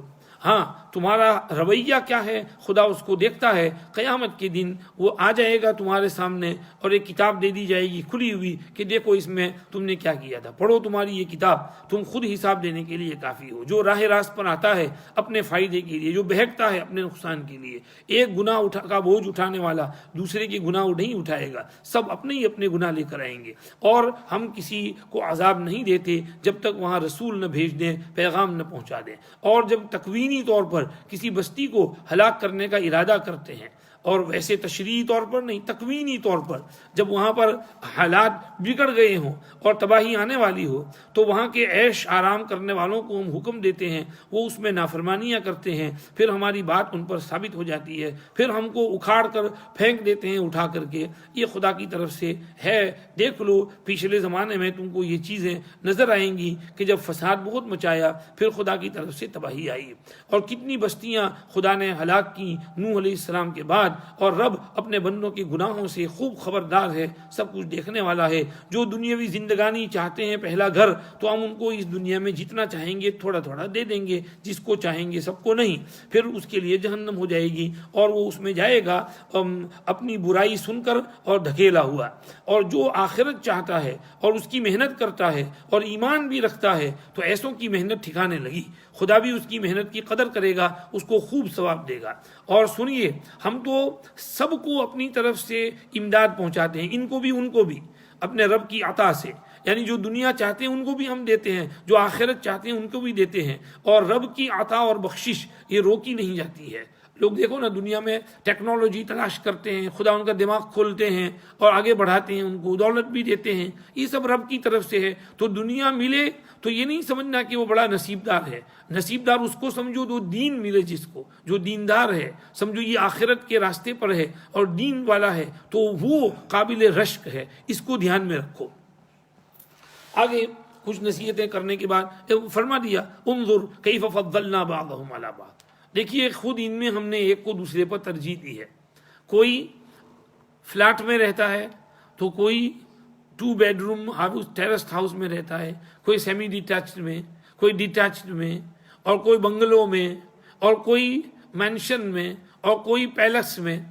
یہ ویریشن ہے دنیا میں ہے. تو آخرت فرمایا اس سے زیادہ ویریشن والی ہے. یعنی آخرت میں کسی کی جنت ایسی ہوگی جیسی دنیا کا کوئی فلیٹ، کیونکہ اس کے پاس اعمال بہت تھوڑے تھے. اور کسی کی جنت ایسی ہوگی جیسے 2 بیڈ روم ہاؤس، کسی کی جنت ایسی ہوگی جیسے سیمی ڈیٹیچڈ، کسی کا ڈیٹیچڈ ہاؤس، اور کسی کا مینشن، کسی کا پیلس. جو اوپر جنت الفردوس میں ہوگا وہ تو شاہی پیلس ہوگا، اس میں ہوگا. تو اس لیے اللہ کہہ رہے ہیں کہ اپنے عمل کی فکر کرو، دنیا کے پیچھے نہ پڑو، آخرت کی محنت کرو تاکہ وہاں پر تمہارا درجہ بڑھے اور اعلیٰ والی جنت ملے. ہمارے حضرت شیخ یونس صاحب نور اللہ مرقدہ نے حضرت شاہ عبد القادر رائے پوری رحمۃ اللہ علیہ کا ملفوظ نقل کیا. فرمایا کرتے تھے کہ بھائیو، جنت میں داخلہ تو ایمان سے ہوگا، کیونکہ جنت کی گیٹس کی چابی کلمہ طیبہ ہے، ایمان ہے. لیکن ایک دفعہ گیٹ میں انٹر ہو گئے تو پھر رفع درجات ہوگا وہ اعمال کے حساب سے. تو اس لیے اپنے معمولات کی پابندی کرو، ذکر برابر کرو اور عبادت برابر کرو، قرآن برابر پڑھو، دین کی محنت کرو، علم سیکھو. اور خوب روزانہ ڈیلی، یعنی مومن تو ہر لمحہ ترقی کرتا ہے، یعنی ایک ایک بریتھ اس کو اوپر لے جاتی ہے، اور درجات کی کوئی نہایت نہیں ہے، لمٹ لیس ہے، یعنی اس کی کوئی ترقی کی کوئی انتہا نہیں ہے، اللہ پاک کی کوئی انتہا نہیں، تو اللہ کا قرب حاصل کرنے کی بھی کوئی انتہا نہیں ہے، بے انتہا درجات ہیں۔ تو محنت کرتے جاؤ، کرتے پوری زندگی تم 100 سال محنت کرو گے تو بھی تمہارے درجات کی سمجھیے کہ انتہا نہیں ہوگی، اس سے اور درجے بھی باقی رہیں گے۔ دیکھو پیغمبروں کے درجات کتنے اونچے، اور اسی لیے تو پیغمبر دعائیں مغفرت کرتے تھے، غفرانک، یہ اللہ میری مغفرت کر۔ کیوں استنجا پڑھ کے غفرانک کیوں کہتے ہیں؟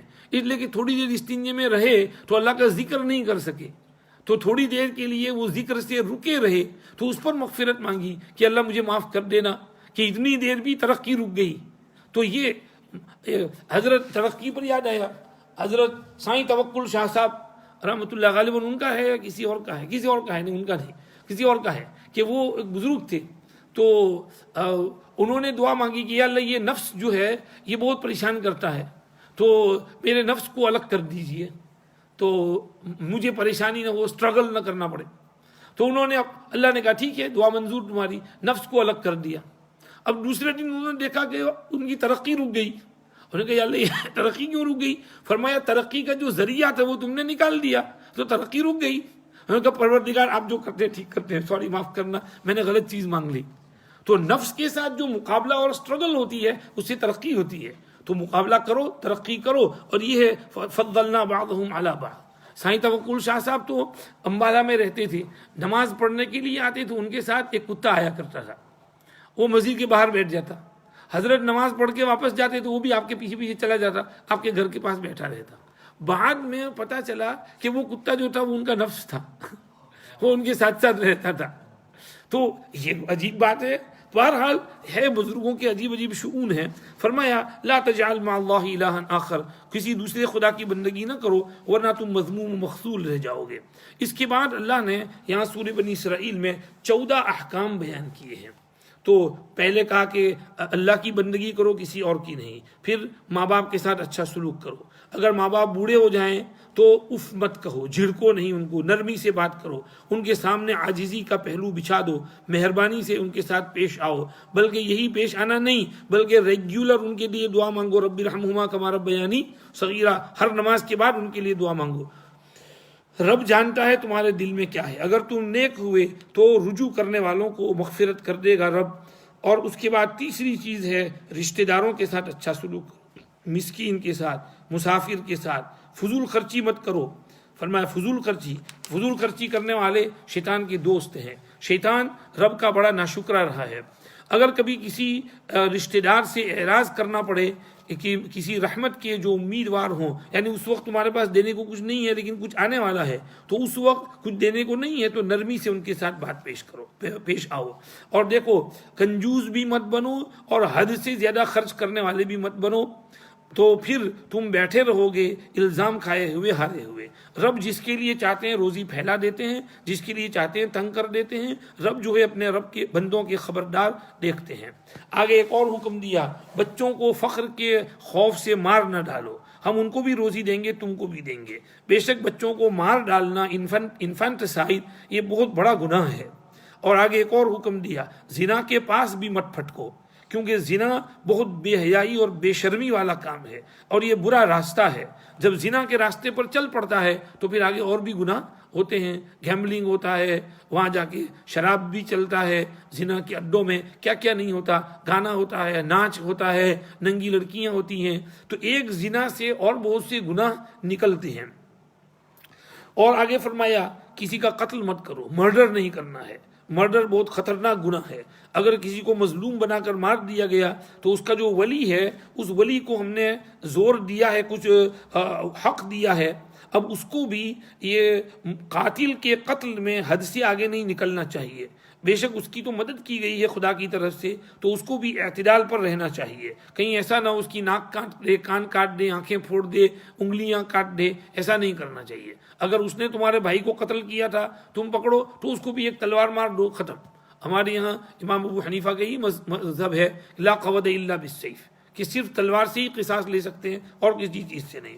آگے فرمایا ایک اور حکم کہ یتیم کا مال مت کھا جاؤ، اس کے قریب نہ جاؤ مگر اچھے طریقے پر، یہاں تک کہ وہ اپنی جوانی کو پہنچ جائے، پھر اس کا مال اس کے حوالے کر دو، اور اپنے اگریمنٹ کو پورا کرو کیونکہ اس کے متعلق سوال ہوگا، اور ناپ ہو تو برابر صحیح ناپ کر دو، وزن کرو اور تولو تو صحیح وزن کر کے دو، اور یہ بہتر ہے، اس کا انجام بھی اچھا ہے۔ اور دیکھو جس چیز کی تمہیں خبر نہ ہو اس کی چیکڑی مت کرو، اس کے پیچھے پیچھے نہ پڑو، کیونکہ تمہارے کان، تمہاری آنکھیں، تمہارا دل، اس کے متعلق بھی سوال ہوگا۔ زمین میں اترا کر مت چلو، تم زمین کو چیر پھاڑ کر کے چیر نہیں دو گے، پھاڑو گے نہیں، اس پر سٹمپ کرنے سے، بھم بھم بھم چلنے سے کوئی زمین میں سوراخ کر دو گے؟ تو پھر کیوں اتنا تکبر کے ساتھ چلو؟ اور تم پہاڑ پہ اوپر چڑھ بھی نہیں سکتے بڑے بن کر، جتنے 6 فٹ کے ہو تو 6 فٹ کے ہی رہو گے، 10 فٹ کے نہیں بن جاؤ گے۔ تو پھر تکبر کے ساتھ چھاتی نکال کر اور بڑائی کے ساتھ مت چلو۔ یہ سب بری چیزیں ہیں، رب کی یہاں مکروہ ہیں، یہ حکمت کی باتیں ہیں جو رب آپ پر اتارتے ہیں۔ خدا کے ساتھ کسی کی پوجا مت کرنا ورنہ ملامت زدہ اور دھکیلے ہوئے رہ جاؤ گے۔ آگے پھر مشرکین کی کچھ بات بیان کی کہ وہ اپنے لیے بیٹے پسند کرتے ہیں اور رب کو فرشتے بیٹیاں دیتے ہیں۔ کیسی بات کرتے ہیں مشرک؟ ہم اس قرآن میں کھول کھول کر نصیحتیں کرتے ہیں تاکہ تم نصیحت پکڑو، لیکن کافر تو اس سے اور نفرت میں بڑھتے ہیں۔ کہہ دیجئے اگر کوئی اور خدا ہوتا تو جیسے تم کہتے ہو تو وہ لوگ ذوالعرش، عرش والے کی طرف رستہ ڈھونڈ لیتے۔ بات یہ ہے خدا کی ذات پاک ہے، خدا برتر ہے ان باتوں سے جو یہ کہتے ہیں، بہت زیادہ بے نہایت برتر ہے، اور اس کی پاکی تو بیان کرتی ہے 7 آسمان اور 7 زمین اور ان کی تمام مخلوقات، اور کوئی چیز ایسی نہیں ہے جو اللہ کی پاکی اور تعریف نہ کرتی ہو۔ ہر پرندہ، ہر جانور، ہر مچھلی، بلکہ جمادات، نباتات، یہ درخت بھی اور پہاڑ بھی اور پانی بھی اور واٹر فالز بھی اور جو بھی آواز ہے سب اللہ کی تسبیح ہے۔ تو اللہ کی تسبیح تو ساری مخلوق کر رہی ہے، اور لیکن تم اس کی تسبیح سمجھتے نہیں ہو۔ اللہ بہت تحمل والے ہیں، بہت بخشنے والے ہیں۔ اور جب تم قرآن پڑھتے ہو تو ہم جو آپ کے بیچ میں اور جو آخرت پر ایمان نہیں لاتے، ایمان نہیں لانا چاہتے، ان کے بیچ میں ایک کرٹن اور اسکرین ڈال دیتے ہیں۔ وہ سنتے تو ہیں لیکن وہ دل میں قرآن ان کے نہیں اترتا، ان کے دلوں پر پردہ رکھ دیتے ہیں تاکہ وہ نہ سمجھیں، ان کو سمجھنا ہی نہیں ہے، ان کے کان میں ڈانٹ پڑ جاتا ہے۔ اور جب رب کا اکیلا قرآن میں تذکرہ ہوتا ہے تو پیٹ پھیر کر بھاگتے ہیں بدک کر کے۔ ہمیں پتہ ہے کہ وہ کیا سنتے ہیں جب دھیان سے سنتے ہیں، اور جب وہ مشورے کرتے ہیں، اور جب ظالم کہتے ہیں کہ تم تو ایک جادو کیے ہوئے آدمی کے پیچھے چلتے ہو۔ سنو کیسے یہ مثالیں بیان کرتے ہیں آپ کے لیے، بھٹک جاتے ہیں اور آپ تک پہنچنے کا رستہ نہیں پاتے۔ کہتے ہیں جی ہم ہڈیاں بن جائیں گے، ریزہ ریزہ چورا چورا ہو جائیں گے، پھر ہمیں اٹھا کر کے دوبارہ کھڑا کر دیا جائے گا۔ کہو ان سے کہ تم چاہو پتھر بن جاؤ، چاہے لوہا بن جاؤ، یا کوئی بھاری بھاری مخلوق جو تمہارے جی میں ہے وہ بن جاؤ، ہر حال میں خدا تم کو لوٹائے گا۔ پوچھیں گے کون لوٹائے گا؟ کہہ دینا جس نے پہلی بار پیدا کیا وہی لوٹائے گا۔ تو سر ہلائیں گے، کہیں گے کب ہوگا؟ کہہ دینا ہو سکتا ہے قریب ہی میں ہو، جس دن وہ تم کو پکارے گا اور تم چلے آؤ گے اس کی تعریف کرتے ہوئے، اور تم خیال کرو گے کہ دنیا میں تم بہت تھوڑا رہے تھے۔ میرے بندوں سے کہو کہ ان کے ساتھ بحث مباحثہ بھی ہو تو اچھی باتیں بولے، آپس میں بھی ذرا اچھی باتیں کریں، کیوں کہ شیطان بیچ میں گھس جاتا ہے، جھڑپ کرواتا ہے اور حسد اور لڑائیاں کرواتا ہے۔ شیطان ہے ہی انسان کا کھلا ہوا دشمن۔ تو آپس میں بھی بات کرو تو کبھی بھی لڑائی جھگڑے والی، طنز والی اور ٹونٹ والی روڈ بات مت کرنا، اچھی بات کرنا۔ فرمایا ربکم اعلم بکم، رب چاہے تم پر رحم کرے چاہے سزا دے، اور پیغمبر ہم نے آپ کو ان پر وکیل بنا کر نہیں بھیجا۔ رب جانتا ہے جو کچھ آسمانوں میں ہے، زمین میں ہے۔ ہم نے بعض پیغمبروں کو بعض پر فضیلت دی ہے، داؤد کو تو زبور دی تھی۔ کہو ان سے، پکارو ان کو جن کو تم پوچھتے ہو خدا کے سوا، وہ تمہاری تکلیف دور کرنے اور اس کو ہٹانے کی بالکل طاقت نہیں رکھتے ہیں۔ اور یہ لوگ جن کو تم پکارتے ہو خدا کو چھوڑ کر، یعنی جنات، وہ جنات خود رب کے پاس وسیلہ ڈھونڈتے ہیں، کیونکہ ان جنات میں سے بہت سے مسلمان ہو گئے تھے۔ اب یہ مشرک جو ہے اس جن کو پکار رہا ہے اپنے دوست کو کہ تو میرا یہ کام کر، حالانکہ وہ جن خود مسلمان ہو کر اللہ تک وسیلہ ڈھونڈ رہا ہے۔ تو کیسی بیہودہ بات کہ وہ اللہ کو مان رہا ہے اور تم اس کو پکار رہے ہو، اس کو نہیں پکارتے جس کو وہ پکار رہا ہے۔ تو یہ ہے یدعون الی ربہم یبتغون الی رب الوسیلہ ایہم اقرب، وہ ڈھونڈتے ہیں کہ رب تک پہنچنے کا وسیلہ کون سا اچھا ہے، قریب تر ہے، اور رحمت کے امیدوار ہیں، عذاب سے ڈرتے ہیں۔ رب کے عذاب سے تو ڈرنا ہی چاہیے۔ آگے پھر اور باتیں چلتی ہیں۔ میں اب نہیں جا سکتا ان میں۔ قرآن تو قرآن ہے، اللہ کا کلام ہے، کچھ نصیحتیں، کچھ معاد کا تذکرہ، کچھ آدم علیہ السلام کی پیدائش کا تذکرہ، کچھ یہ کہ بھئی اللہ کو چھوڑ کر تم کہاں جاؤ گے، کہیں بھاگ نہیں سکتے، اللہ اگر چاہے تو عذاب آ سکتا ہے اوپر سے نیچے سے ہوا کی شکل میں۔ حقیقت یہ ہے کہ لوگ مانتے نہیں، حالانکہ ہم نے انسان کو بڑی عزت دی ہے، سمندر زمین میں اس کو سوار کیا، اچھی اچھی چیزیں روزی دی، اور بہت سے لوگوں پر فضیلت دی انسان کو، پھر بھی انسان اللہ کی قدر نہیں کرتا۔ قیامت کے روز سب کو پکارا جائے گا، سب آئیں گے، حاضر ہو جائیں گے، یہ لوگ اس کو یاد نہیں رکھتے بلکہ تم کو ستاتے ہیں۔ حقیقت یہ ہے کہ جو دنیا میں اندھا وہ آخرت میں بھی اندھا۔ کون سا اندھا؟ دل کا۔ جس کا دل دنیا میں اندھا اس کا دل آخرت میں بھی اندھا ہوگا، بہکا ہوا ہوگا۔ یہ لوگ تمہیں بچلانا چاہتے ہیں، ایسا نہیں ہو سکتا ہے۔ میرے پیارے، تم جو ہے راہ راست پر ہو، چلتے رہو۔ اور کیسے چلتے رہو گے؟ اقیم الصلاۃ لدلوک الشمس، نماز برابر پڑھو، صبح میں بھی، رات کے اندھیرے میں بھی، فجر کا قرآن برابر پڑھو، کیونکہ فجر کی قرات میں فرشتے حاضر ہوتے ہیں، ان کو فجر کی قرات بڑی اچھی لگتی ہے، تو فجر کی قرات برابر کرو۔ رات میں تہجد بھی پڑھو، ایک زائد حکم ہے آپ کے لیے، اور امید ہے کہ تہجد برابر پڑھو گے تو رب تمہیں مقام محمود تک پہنچائیں گے۔ اور دعا مانگو کہ اے اللہ مجھے داخل کر، سچا داخل کرنا، اور نکال، مجھے سچا نکالنا۔ یہ دعا، اور میرے لیے اپنی طرف سے یہ مدد کرنے والا غلبہ عطا کر۔ یہ دعا ہجرت کے وقت پڑھائی تھی کہ جب مکہ چھوڑ کر جاؤ تو یہ دعا پڑھنا۔ یہ دعا پڑھی تو اللہ نے ہجرت بھی اچھی طرح کروا دی، اور مدینہ میں اچھا سیٹل ڈاؤن بھی کر دیا آپ کو۔ اور کہہ دینا حق آ گیا، باطل نکل بھاگا، اور باطل تو نکل بھاگنے والا ہی تھا۔ ہاں، اور اس قرآن میں ہم شفا اور رحمت ایمان والوں کے لیے اتارتے ہیں۔ ظالم تو قرآن سن کر بھی خسارے میں ہی بڑھتے ہیں۔ انسان پر ہم نعمت نازل کرتے ہیں تو اعراض کرتا ہے اور اپنا پہلو لے کر بچاتا ہے، دور بھاگ جاتا ہے۔ جب کوئی تکلیف پہنچتی ہے تو نا امید ہو کر بیٹھ جاتا ہے۔ کہیے ہر آدمی اپنے ڈھنگ پر کام کرتا ہے، رب کو خوب معلوم ہے کون سیدھے راستے پر چلنے والا ہے۔ پھر آگے کچھ باتیں روح کے بارے میں یہ سوال کر رہے تھے۔ اللہ نے کہا روح کا تعلق عالم امر سے ہے، تم روح کی حقیقت کو نہیں سمجھ سکتے ہو۔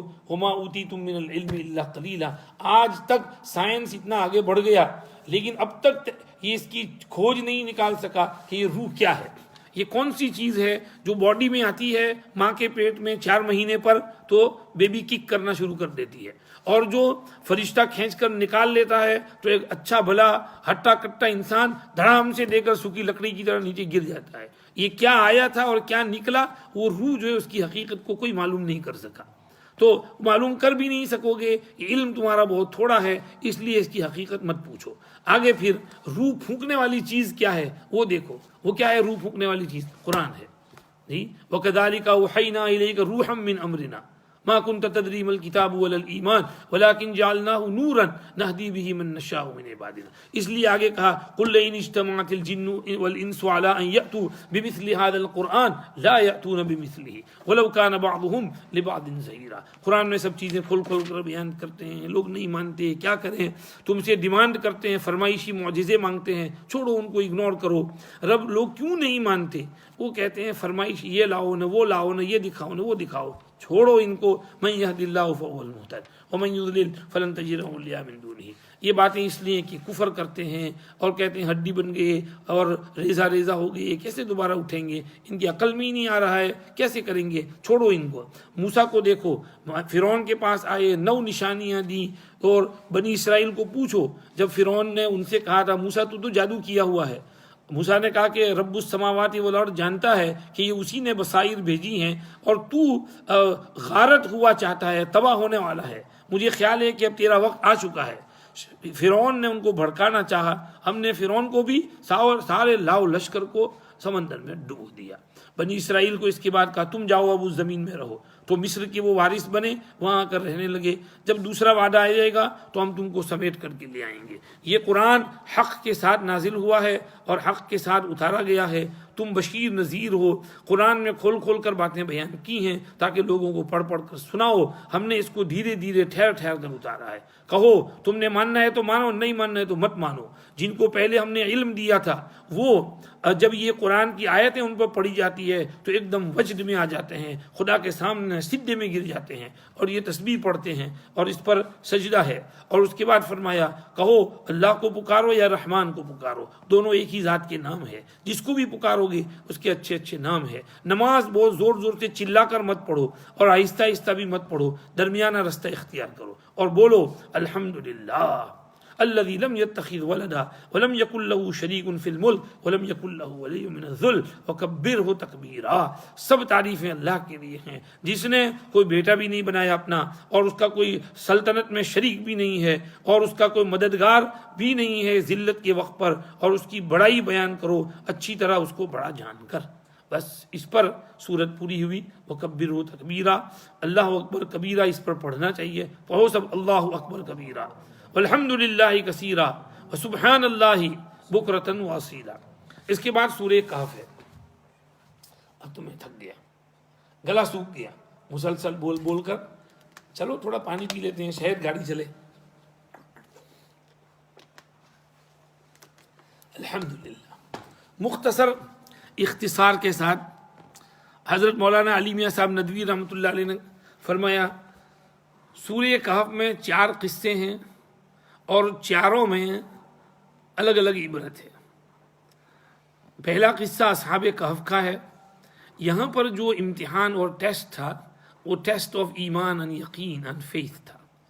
انہوں نے اپنا ایمان بچایا اور بھاگ نکلے, ہجرت کی اپنی بستی سے, کیونکہ کچھ مدت تک ہفتوں مہینوں تک تو یہ برداشت کرتے رہے.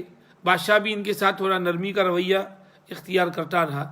پھر اس نے دھمکی اور وارننگ سنا دی کہ اب تو تم کو پکڑ کر تم سب کو قتل کر دوں گا. انہوں نے دیکھا کہ بادشاہ سیریس ہو گیا ہے اور ان کے باپ بھی بادشاہ کے درباری تھے, پارلیمنٹیرینز تھے. یہ اونچی ایلیٹ طبقے کے لوگ تھے, مالدار طبقے کے لوگ تھے اور رولنگ کلاس کی اولاد تھے, لیکن اللہ پر ایمان لے آئے تھے, شرک کو نہیں مانتے تھے. تو اللہ پر جب ایمان لے آئے اور جب ان کو دھمکیاں ہوئیں تو یہ شہر سے باہر نکل پڑے اور بھاگتے بھاگتے پوری رات چلتے رہے, بھاگتے رہے. اور صبح کا وقت جب ہوا, سورج نکلا اور چڑھنے لگا تو اس وقت ایک غار میں جا کے سو گئے تھوڑی دیر کے لیے. کتا ان کے پیچھے وہ لیا تھا, وہ دہلیز پہ بیٹھ گیا, یہ اندر سو گئے. پھر جو ہے آگے لمبا قصہ ہے. ادھر ان کی تلاشی ہوئی, نہیں ملے. بادشاہ کو تعجب ہوا تو اس نے ایک تختی پہ لکھ کے ان کے نام رکھ دیا اپنے خزانے کے اندر. اب ادھر وہ لوگ سوئے ہوئے تھے, ان کو 300 سال اوپر گزر گئے اور ادھر جو ہے سب کچھ چینج ہو گیا. کافر بادشاہ مر گیا دقیانوس اور مسلمان بادشاہ آ گیا. اب وہ مسلمان بادشاہ تھا, اس کے زمانے میں ایک ڈسپیوٹ شروع ہوا کہ بعث بعد الموت جو ہے قیامت, یہ اسپریچول ہے کہ فزیکل ہے. کچھ لوگ کہنے لگے صرف اسپریچول ہے, فزیکل نہیں, اور دوسرے کہتے نہیں فزیکل ہے.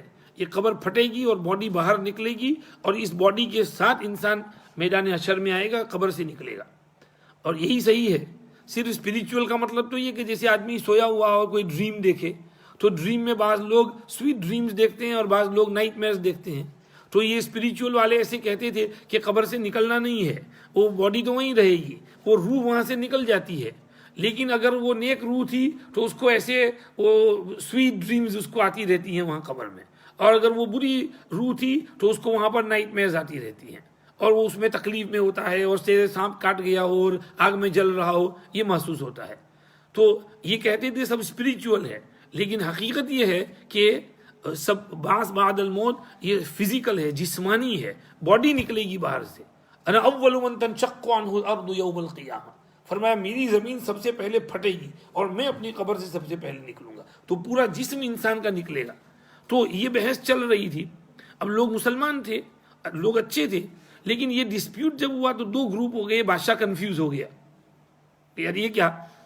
تو اللہ پاک نے اصحاب کہف کو جگایا اور یہ لوگ آئے, اور وہ جس طرح لمبا قصہ ہے, حضرت مولانا بلال صاحب दामत बरकातुहुम मदफिजुम अल्लाह मरातिबहुम, जब से लॉकडाउन शुरू हुआ है असहाब कहफ का किस्सा शुरू किया, और बात में से बात निकालते हैं, अभी तक वो असहाब कहफ ही चल रहे हैं।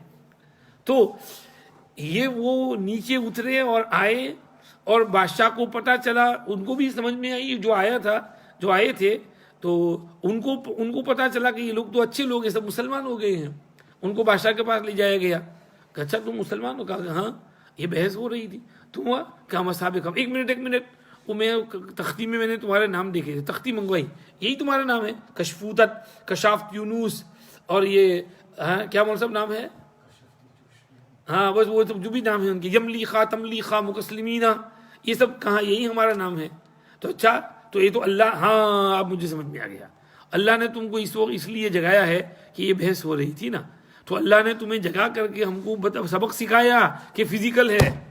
जो खुदा 300 साल तक सुलह करके, बगैर खाए, बगैर पिए, बगैर विटामिन के, बगैर पेशाब पैखाना इस्तिंजा के 300 साल तक सुला सकता है, तो वो खुदा मारने के बाद कब्र से दोबारा निकाल भी सकता है। मसला हल हो गया। कह दिया कि भाई वो जो कहते हैं स्पिरिचुअल सब गलत है, फिजिकल है, बॉडी को अल्लाह वापस निकालेंगे। जैसे ये बॉडी जाग के निकले तो इसी तरह बॉडी कब्र से भी निकलेगी। बस अब मसला तय हो गया। तो ये उनके सामने जो टेस्ट और ट्रायल था वो कौन सा था? फेथ का, कि उनके ईमान पर यलगार थी, तो वो अपने ईमान को बचाने के लिए भागे और बचा लिया ईमान। ये एक टेस्ट है।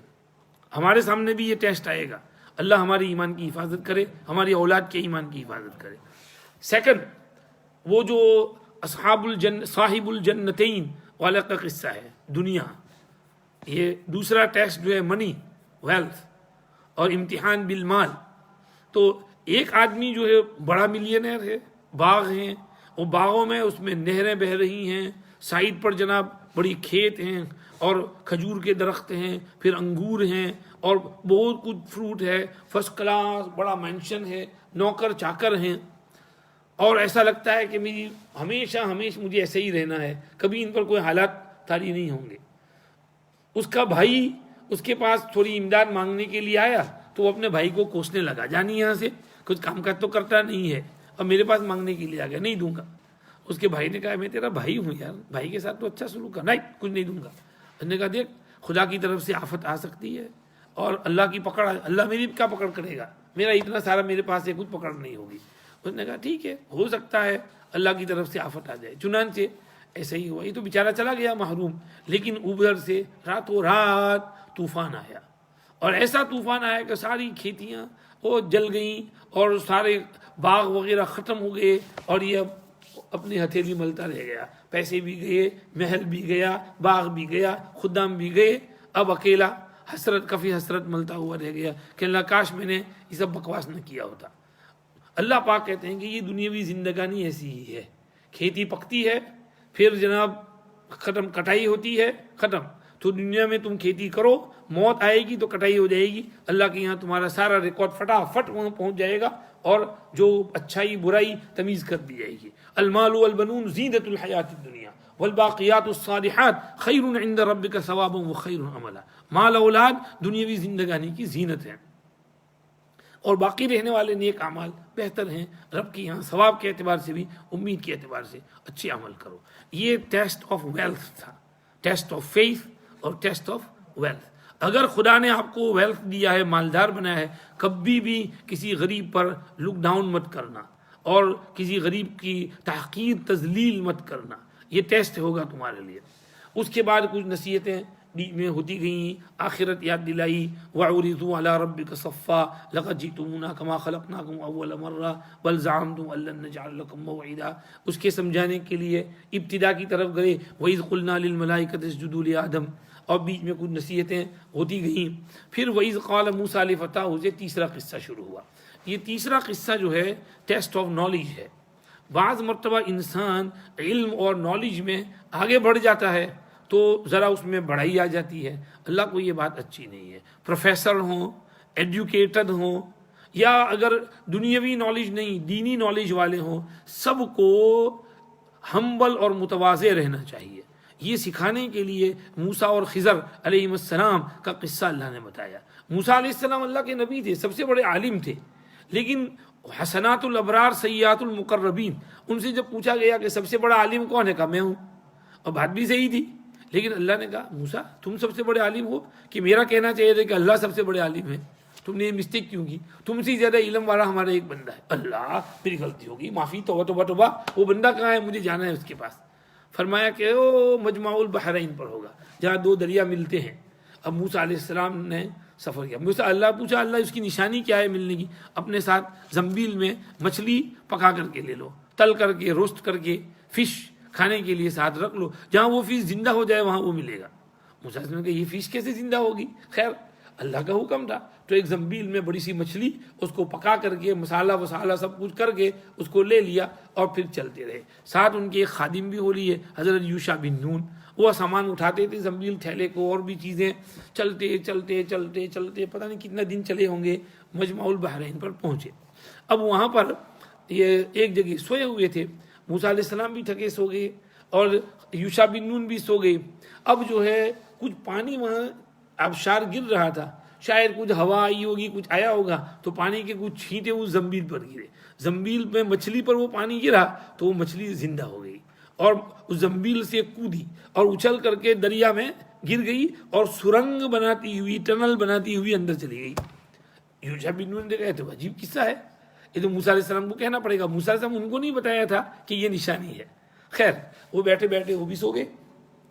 موسیٰ علیہ السلام ایک دم سے اٹھے، او ہو بہت دیر ہو گئی، چلو چلو چلو چلو، تو جلدی سے سامان وامان اٹھایا، اٹھا کر کے چل دیے، بتانا بھول گئے۔ اب چلتے چلتے چلتے چلتے کافی آگے نکل گئے۔ موسیٰ علیہ السلام کا بھائی بھوک لگی ہے، چلو کچھ کھا لیتے ہیں۔ بیٹھے، او مچھلی، وہ تو وہاں ایسا ہوا تھا میں بھول گیا، سوری، وما انسانی الا الشیطان ان اذکرہ۔ موسیٰ علیہ السلام نے کہا کوئی حرج نہیں، چلو ہوتی ہے مسٹیک، واپس چلتے ہیں۔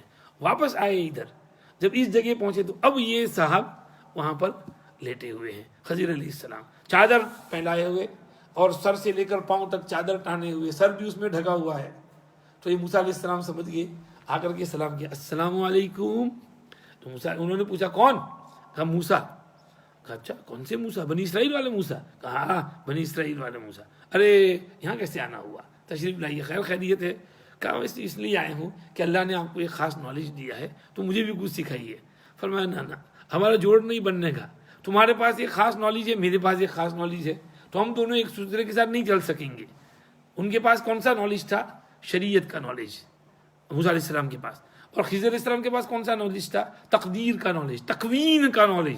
آسمان زمین میں فرشتے جو کام کرتے ہیں، جیسے روح کھینچنا، یہ فرشتوں کا کام ہے، لیکن اللہ پاک نے ان کو اس کا نالج دیا تھا۔ یا جیسے کوئی اور کام کرنا تکوینی اعتبار سے، جو فرشتے آ کر جائیں۔ اب دیوار گر رہی ہے، وہ اللہ پاک نے نہ گرانا، وہ فرشتوں کو بولتے تھے، فرشتے آ کر اس کو ٹیکا دے دیتے تھے، تو خضر علیہ السلام کو بول دیا تم ٹیکا دے دو۔ تو ایسی چیزیں، اگر کشتی کو سمجھیے کہ سوراخ کرنا تھا، فرشتوں کے ذریعے اللہ کراتے تھے، خضر علیہ السلام کو کہا کہ تم کشتی میں سوراخ کر دو۔ تو یہ تکوینی امور، کیونکہ آگے کچھ ہونے والا تھا، اللہ کو معلوم ہے، تو اس قسم کا تکوینی نالج خضر علیہ السلام کو دیا تھا۔ اب شریعت میں کسی کی کشتی توڑنا، کسی بچے کو قتل کرنا، یا کسی کی دیوار یوں ہی مفت میں کھڑی کر دینا، یہ شریعت میں یہ کام درست نہیں۔ ہر ایک میں شریعت کے مطابق کچھ اور حکم ہے، مگر تکوینی اعتبار سے کچھ اور حکم ہے۔ تو ان کا نالج الگ، ان کا الگ، ہمارا جوڑ نہیں بیٹھنے کا۔ موسیٰ علیہ السلام نے کہا کہ نہیں، میں انشاءاللہ صبر کروں گا۔ چلو پھر دیکھو، مجھے پوچھنا نہیں، کچھ سوال نہیں کرنے کا، میں جو کہوں وہ، میں جتنا کہوں اتنا ہی، سوال مت کرنا۔ ہاں ٹھیک ہے۔ لیکن موسیٰ علیہ السلام تو جلالی پیغمبر، ان سے کہاں رہا جاتا، کشتی توڑی بول پڑے، بچے کو مارا بول پڑے، اب جو ہے وہ دیوار ٹھیک کر دی بول پڑے، کہا کہ بس معاف کرنا، اب یہ میری تمہاری جدائیگی ہے۔ پھر سمجھایا کہ کشتی میں یہ حکمت، بچے کے یہ حکمت، دیوار کھڑی کرنے میں یہ حکمت۔ یہ اللہ نے بتایا کہ بعض مرتبہ تمہارے پاس بہت نالج ہوگا، تم بہت بڑے علامہ بن جاؤ گے، بہت بڑے پروفیسر بن جاؤ گے، انجینئر بن جاؤ گے، لائر بن جاؤ گے، بیرسٹر بن جاؤ گے، سرجن بن جاؤ گے، فزیشین بن جاؤ گے، ڈاکٹر بن جاؤ گے، بہت بڑے منسٹر بن جاؤ گے، پرائم منسٹر بن جاؤ گے، پریزیڈنٹ بن جاؤ گے، بہت کچھ بن جاؤ گے، بہت نالج تمہارے پاس ہوگا۔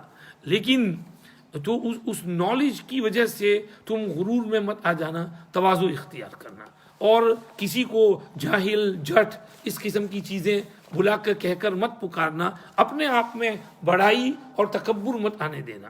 تو بڑائی سے پرہیز کرنا، یہ ٹیسٹ آف نالج ہے کہ ٹیسٹ آف نالج اس طرح کہ ہمارے اندر بڑائی نہ آئے، نالج جو ہے تکبر پیدا نہ ہونے دے، تواضع پیدا کرے.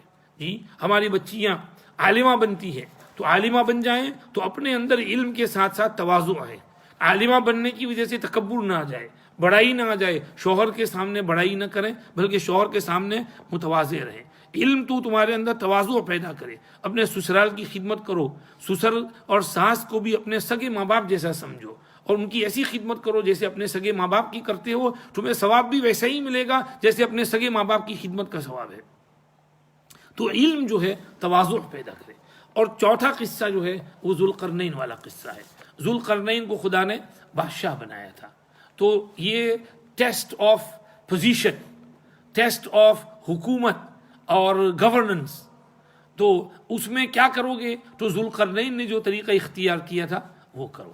وہ بالکل عادل، انصاف کر پسند اور رحم دل حکمران تھے. تو اگر کسی کو کسی کا گورننس ملا ہو، کہیں بادشاہ ہو، پریزیڈنٹ ہو، گورنر ہو، کوئی اتھارٹی اور پوزیشن والا ہو، تو اس کو چاہیے کہ انصاف کے ساتھ ہر ایک کے ساتھ پیش آئے، نرمی کرے، سختی نہ کرے. ذوالقرنین سے اپنا سبق پکڑے. تو یہ 4 قصے ہیں اور چاروں میں سبق ہے. اور پہلا قصہ کون سا تھا؟ اصحاب کہف والا. اس میں کون سا؟ Test of faith. دوسرے میں ٹیسٹ آف ویلتھ. تیسرے میں ٹیسٹ آف نالج. اور چوتھے میں ٹیسٹ آف پاور. دجال جب نکلے گا تو یہی 4 فتنے لے کر آئے گا. ہمارا امتحان ہوگا ہمارے ایمان یقین کا. وہ امتحان لے گا ویلتھ اور مال کے ذریعے سے، اور لوگوں کو بہت مال دے گا.